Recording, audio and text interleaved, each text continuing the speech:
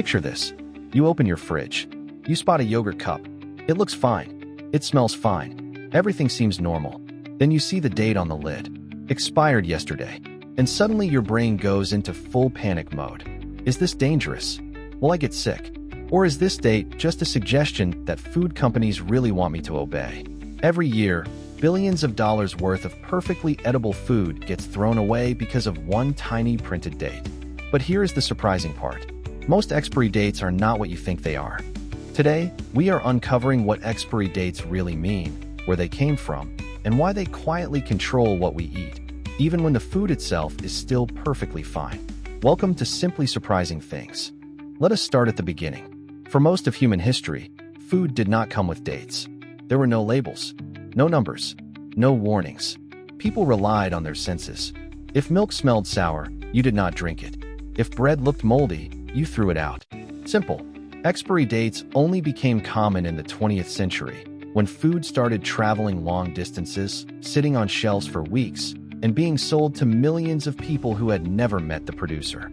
Manufacturers needed a system, a way to protect customers, protect themselves from lawsuits, and make sure their products tasted the same every time. So dates were introduced. But here is the key detail. They were not created as strict safety warnings. They were created as quality guides. And that difference changes everything. This is where most confusion begins. There is not just one type of date. There are several. Best before means quality, not danger. After this date, food might slowly lose flavor, texture, or freshness, but it is usually still safe to eat if it has been stored properly. Use by is more serious. This one is about safety, especially for fresh meat, fresh fish, and dairy products. After this date, the risk of harmful bacteria increases. Then there is sell by. This one is not really for you at all. It is for stores. It tells retailers how long to keep a product on the shelf.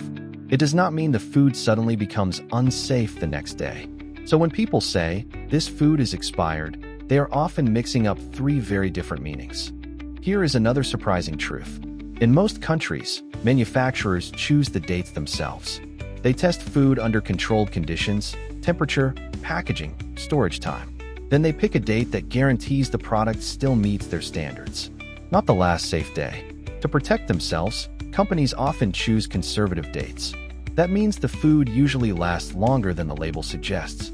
This is especially true for canned foods, dry foods, and frozen products. That is why unopened canned goods can last years beyond their printed date without becoming dangerous. In fact, some foods barely change at all. Honey, for example, can last for decades if stored properly. So should you ignore expiry dates completely? Not exactly. Dates matter most for fresh meat, fresh seafood, and unpasteurized dairy. But for foods like rice, pasta, chocolate, canned goods, and frozen food, time usually affects quality, not safety.